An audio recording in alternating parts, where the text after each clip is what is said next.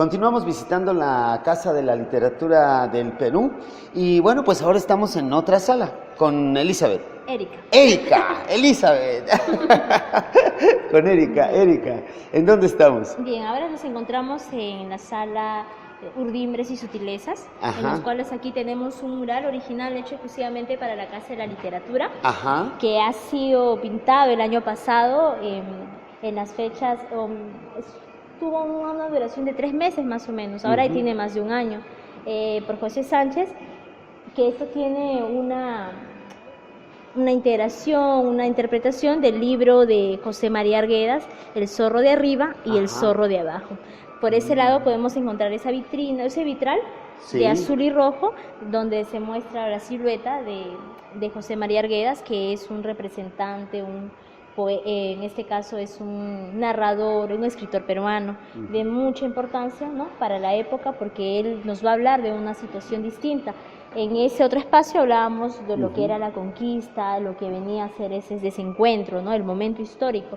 Pero de este lado nosotros vamos, o estos escritores, José María Arguedas, ¿no?, va a dar a conocer el otro lado, ¿no?, cómo es que se origina o qué ha desencadenado, ¿no?, este tema de descubrimiento. El mural representa en este caso, y ahí está un fragmento de José María Arguedas, ¿no?, sobre el Perú. ¿Y el Perú qué? Todas las naturalezas del mundo en su territorio, casi todas las clases de hombre, ¿no? Qué ¿Qué es el Perú? eso. Todas las sangres, eso es lo que más o menos se ha planteado. El tema que van a dar a colocar, en este caso los nuevos requerimientos, los hombres de esta época, los escritores, los poetas de esta época, van a resaltar la condición del indígena, ¿no?, la condición del indio dentro de la nación. Para eso tenemos a José Carlos Mariátegui, que está de este lado. José Carlos Mariátegui es uno de ellos, pensador. Luego viene Manuel González Prada, Ricardo Palma, Florinda Mato. Mira, ellos tres, digamos, 1, 2, 3, 4. ¿Quiénes son? ¿Qué hacen en la literatura? Bien, en el caso de José Carlos Mariátegui es un pensador, ¿no? Él tiene un libro llamado 7 ensayos de interpretación de la realidad peruana, en el año de 1928, donde va a cuestionar la condición de la educación, la condición de la realidad peruana, ¿no?, en un contexto donde literario, pero también esa calidad filosófica, podríamos llamarlo así.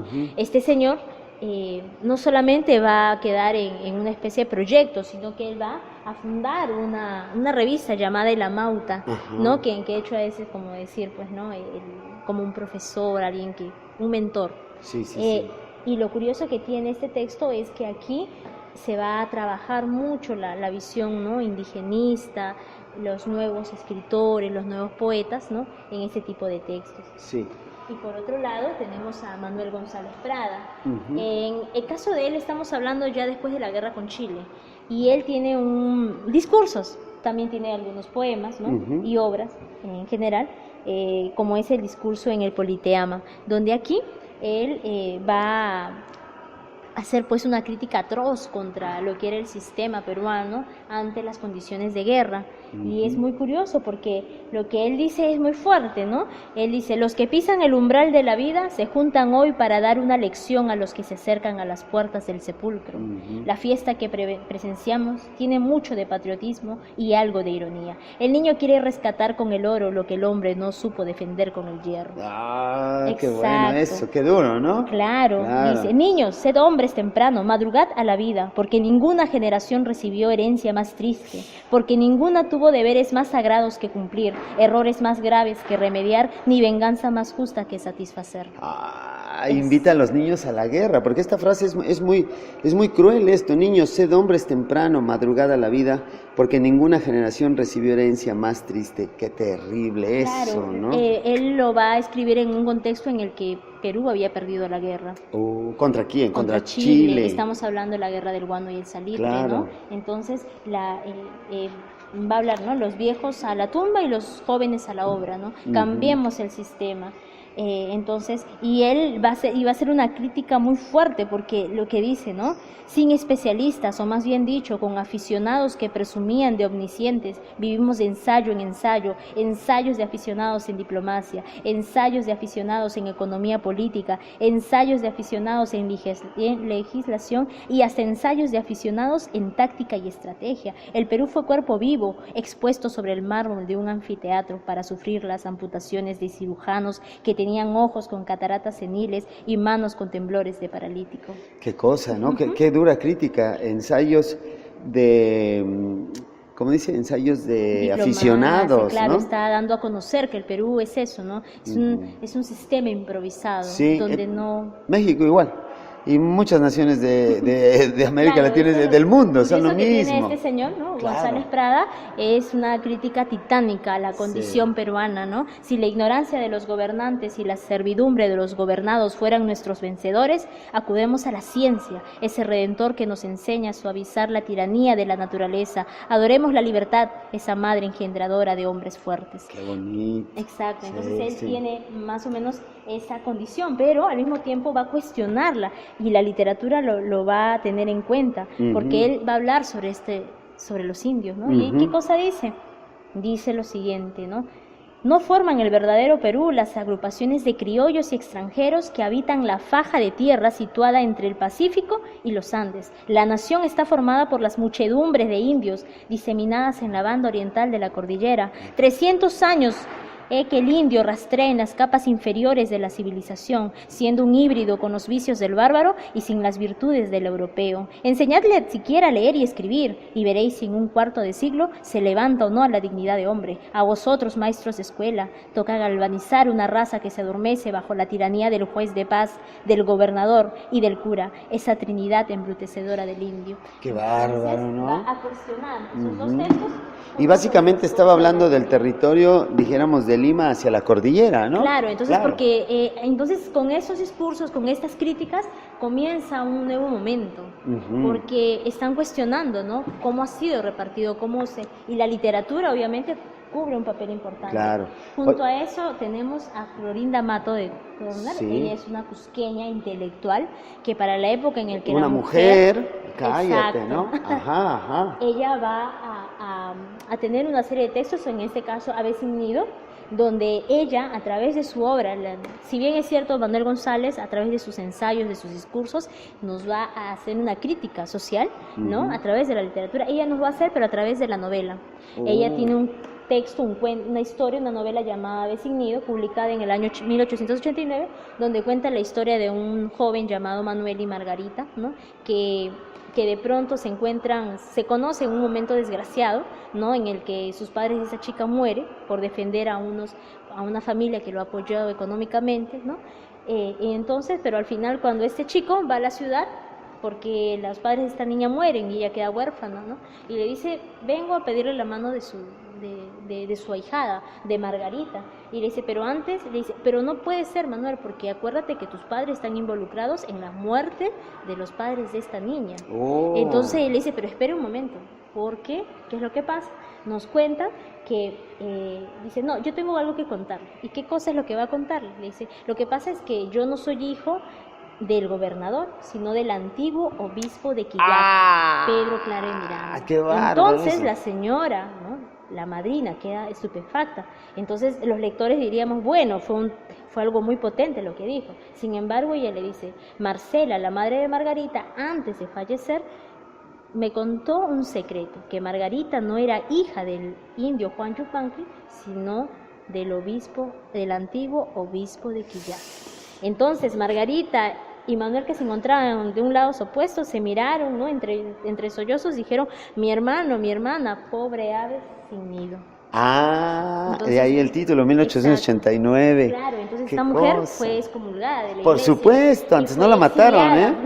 Y exiliada también del país. ¡Qué bárbara! Bueno, pues doña Clorinda lo hizo usted muy bien, la verdad que sí. Y Ricardo Palma, que hay una avenida acá que lleva su nombre, ¿no? Exacto. En caso de Ricardo Palma se le conoce como el bibliotecario mendigo, porque después de la guerra con Chile, que en realidad fue pues un repase, fue muy violento, entonces las bibliotecas también sufrieron unas fuertes devastaciones.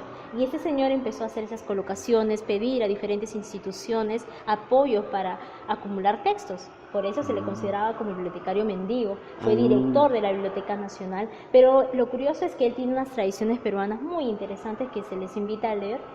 Pueden encontrarlo a través de internet, la web. Gracias. También. Ricardo Palma, Tradiciones Peruanas. Pero lo curioso que tiene este señor es que no solamente se preocupa, ellos se han preocupado por el tema, ¿no?, de lo que ocurre en la nación a través de la literatura, pero lo que él quiere es decir, un momento, dice, nosotros estamos subyugados, nuestro lenguaje está subyugado, porque tenemos palabras que utilizamos nosotros, pero no se validan a nivel internacional. ¿Por qué? Nosotros estamos cambiando, somos un país distinto. Entonces él va a hacer sus chifladuras lexicográficas, donde él va a estudiar las diversas palabras, ¿no?, que existen, que pueden tener orígenes quechuas, orígenes aymaras, de diversas zonas, ¿no? Por ejemplo, quimba, que significa cabriola, pirueta, ¿no? O más o menos esta constante, en el caso de quimba, ¿no? Esas son las chifladuras. Camote. Camote, ¿no? A ver, camote. En el caso de camote, decimos en muchas repúblicas por el estudiante de pobre, ¿no? Que es un estudiante que... Es un camote. Un fraile que predica sermón disparatado, ¿no? Tener un camote es las 5 repúblicas centroamericanas, en México, Perú, Ecuador y Bolivia, lo mismo que estar muy enamorados. En escritores cultos de dichos países hemos leído también la frase estar encamotado, por estar enamorado. Exacto. Mira, muchas gracias. Para que puedan quedarse con Quimba. Claro. Son textos, ¿no? En este caso había un estudio, entonces no solamente era hablar de la condición peruana, sino también promover a través de su lenguaje, ¿no? Justificarlo y también oficializarlo. Qué bonito.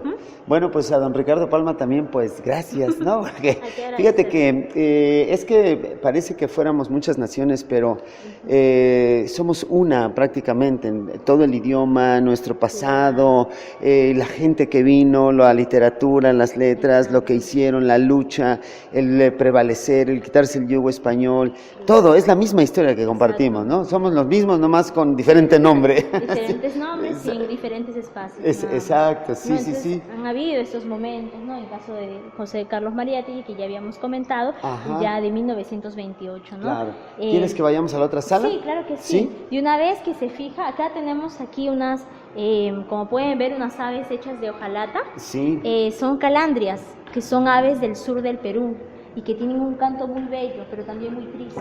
Sí. Y en este caso la representación que tenemos aquí es el hecho de cómo estas no se trasladan, ¿no? ¿Qué traen con nosotros? Y aquí viene otro momento dentro de la historia de la literatura, ¿no? Sí. Un momento marcado por las guerrillas, por ejemplo, a nivel internacional, como muchos poetas a nivel de toda Sudamérica, ¿no? En este caso tenemos a un joven poeta llamado Javier Heró, César Calvo, Manuel Escorza, escritor, ¿no? Que ellos van a tener una serie de textos donde van a cuestionar la poesía, si en ese lado se fijó la nacionalidad, ¿no? Sí. Que una literatura que hable sobre el indio, aquí se va a cuestionar eso.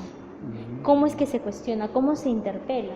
Aquí observamos que cómo es que va llegando, cómo es en los años 70, 1970, ¿no? Tenemos un fragmento, por ejemplo, de Redoble Porrancas, el libro del escritor Manuel Escorza, que está allí justo, donde dice, pues, ¿no? Volví para santiguarme, ¿no? En una de las paredes del cementerio un jueves la noche parió al cerco.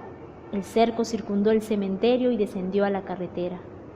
Luego dice, serán ingenieros, Fortunato. ¿Cuándo los caminos tuvieron cerco? Un cerco es un cerco. Un cerco significa un dueño, don Marcelino.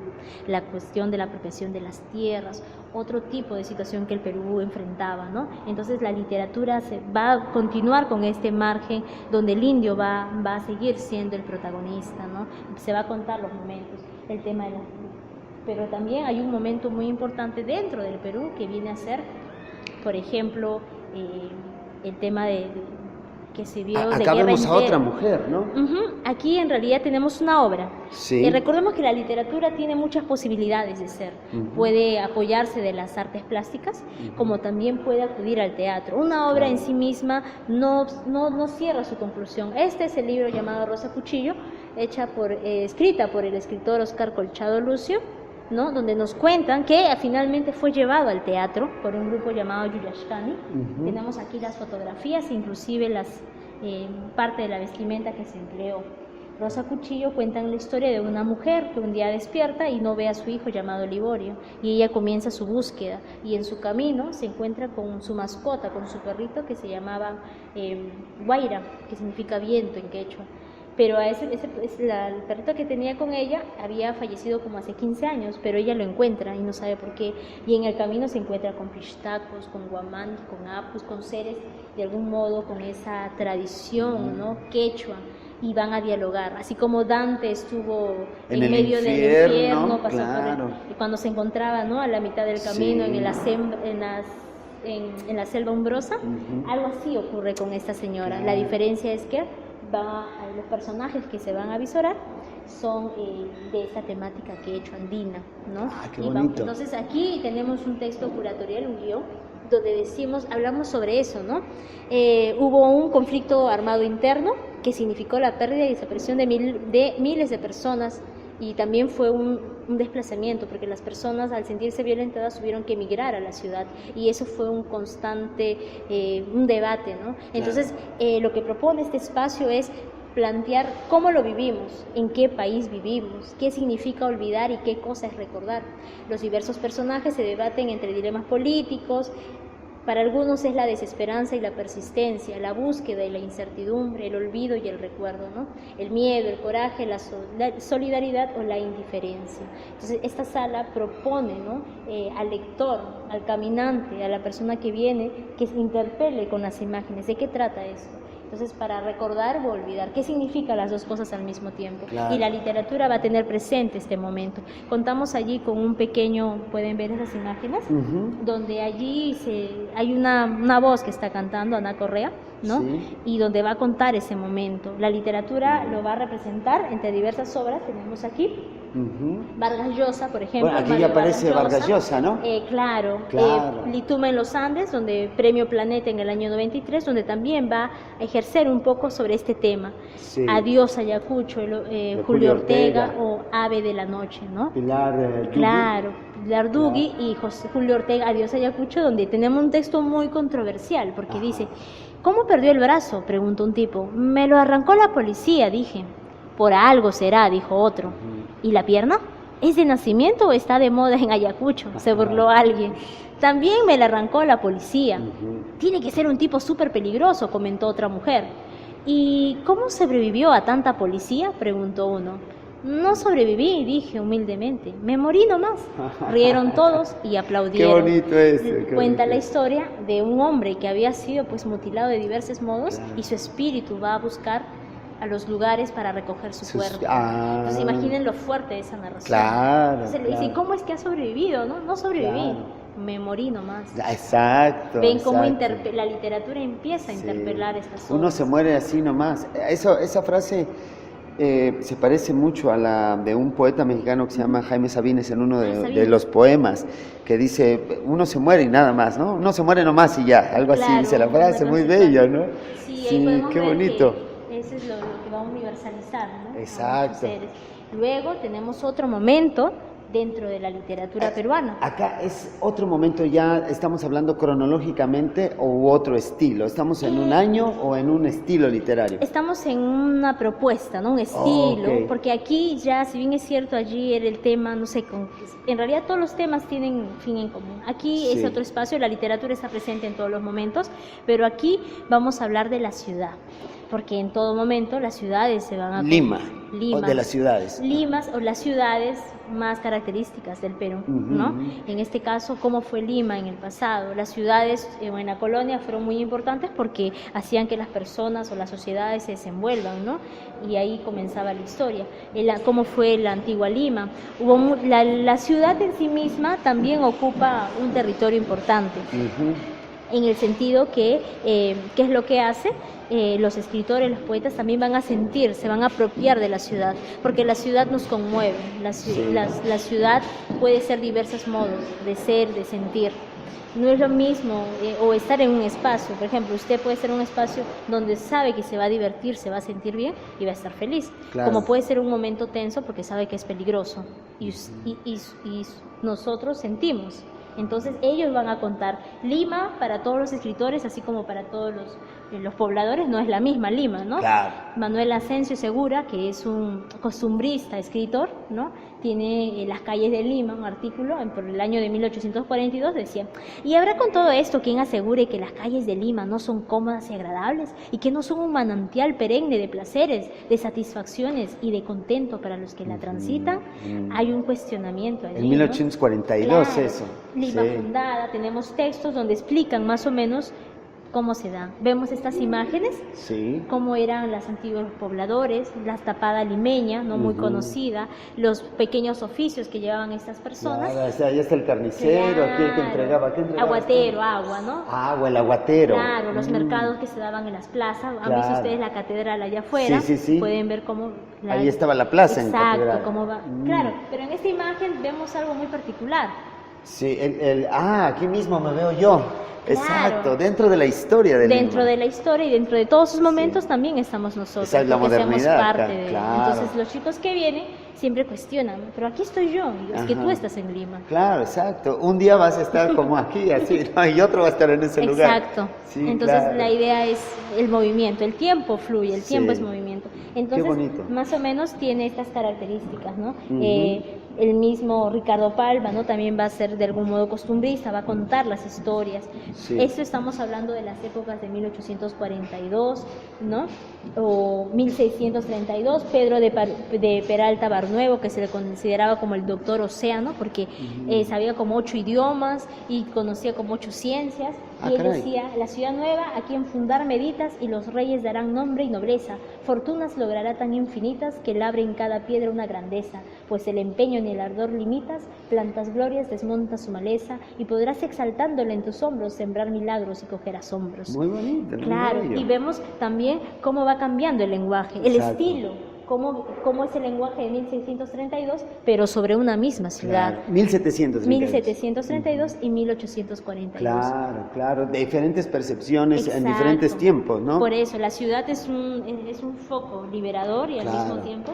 Por otro lado, tenemos en otra época, los cerros crecen en memoria. Se habrán percatado que allá por el Sí. centro, ese que está allá, ven al frente, es el Cerro San Cristóbal. Allá Este arriba, de acá, este el que grande. está arriba es el cerro. Pero verán que a sus faldas hay muchas casas. Sí. Obviamente que en un principio Lima solamente era todo este espacio, Sí. pero por las continuas migraciones, las violencias que ocurrieron, ayudó o empujó a que la gente viviera en estos lugares. Claro. Y hoy en día vamos a ver muchas casas cerca a los Cerros. cerros.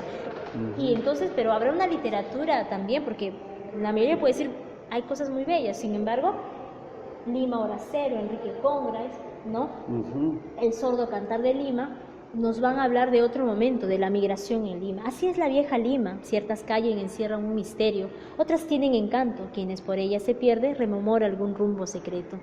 El misterio que tiene la ciudad, ¿no? Claro. Entonces, aquí cuenta, por ejemplo, Lima Hora Cero, la historia de un niño, el niño de Enrique junto, Congráez. Enrique Congráez, Ujú. ¿no? Que donde dice, el niño de junto al cielo. Ah, Es de una allá del metáfora, cerro, claro, ¿no? claro. Donde que él llega a la ciudad y termina siendo estafado. Sí. Entonces la literatura no solamente tiene un happy end, ¿no? Un final feliz, sino que Claro. también interpela a la ciudad. Entonces allí, por ejemplo, no hay noche ni día en Lima. Entre la niebla es difícil saber quién te habla, quién te ama, quién te escupe. Puede estar abierta la ciudad, puede estar despierta o dormida, pero la niebla te arrastra haciéndose extraño a ti mismo. Menciona el término niebla porque mayormente durante todo el año siempre está nublado. Tenemos un cielo no azul. Sí, sí, ¿verdad? Sí, sí, sí, es muy peculiar el cielo Sí, de acá. y Sí. en Lima nosotros contamos con 2 estaciones, verano e invierno. Y ya. Ahorita estamos ya como ingresando al verano, sin embargo, los textos que se dan a través de historietas, hay un escritor llamado Sebastián Salazar Bondi, con Ujú. Lima la horrible, ¿no? En el año 64. Toda ciudad es un destino, porque es un principio, una utopía, y Lima no escapa a la regla. Ujú. Entonces tiene estas connotaciones donde hablan sobre la ciudad, pero la ciudad no solamente es narrativa, tenemos también a Mario Vargas Llosa, ¿no?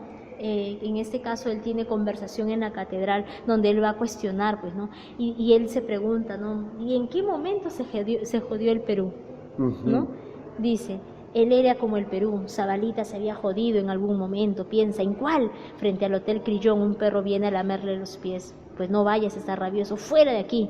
El Perú jodido, piensa, Carlitos jodido, todos jodidos, piensa, no hay solución. Claro, ya lo muy contemporáneo, ¿no? Claro, ¿verdad? con otro contexto. Sí. Sin embargo, dentro de estos momentos también el papel femenino va a cobrar importancia. Ajá. Pueden observar que tiene diversos momentos, ¿no? Y en el caso de la mujer, la hazaña de escribir, en este caso no solamente es Clorinda Mato, también tenemos a otra señora llamada Mercedes Cabello de Carbonera, Sí. donde antiguamente las novelas que se daban, ahora contamos con un texto, ¿no? Y lo entregamos y lo presentamos, pero antes era a través de folletines. Ah, ok. Folletines, entregas de folletines, ¿no? A través de... Aquí pasamos a otro momento donde el papel femenino también es muy importante, pero aquí tenemos la poesía pero ¿qué impronta tiene? Escribir sobre la desnudez, más o menos por los años 70. Hay muchas cosas que se dialogan con el tiempo, por ejemplo, lo que está allá, ¿no? De los años 70, que hablaban también un tema indigenista, por este lado también, pero ¿qué va a explorar? Esa es una poesía escrita por mujeres. Claro, reaparece la misma década con poesía y ya pero con la mujer. Claro, y con otra inquietud también, claro. Pero aquí es una inquietud que va a explorar el deseo, el cuerpo femenino, donde normalmente el hombre había acostumbrado a hablar sobre la mujer y sus deseos, pero en este caso es la mujer que va a tomar la palabra, y tenemos textos como Noches de Adrenalina, de Carmen Ollé, Placer Fantasma, de Mariela Dreyfus, en este caso Ese Vasto Resplandor. Estas mujeres van a cuestionar la condición femenina. Entonces, por ejemplo, tenemos un poema muy interesante, ¿no? Y curioso para la época, llamado de María Emilia Cornejo.